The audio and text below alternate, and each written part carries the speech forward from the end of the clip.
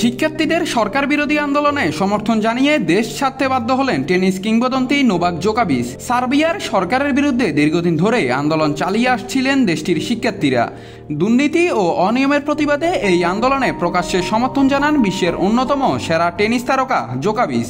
আর এই কারণেই সরকারের রোষানলে পড়েন তিনি।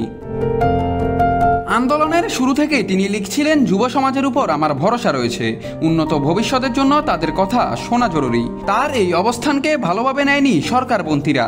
একের পর এক আলোচনা আর প্রচারণা শুরু হয় তার বিরুদ্ধে, ফলে গুঞ্জন উঠে জোকোভিচ দেশ ছাড়বেন। অবশেষে সেই গুঞ্জনই সত্যি হলো, দেশ ছাড়লেন নোভাক জোকোভিচ।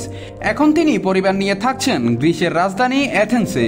ছেলে স্টেফান এবং মেয়ে তারাকে ভর্তি করিয়েছেন সেন্ট লরেন্স কলেজে।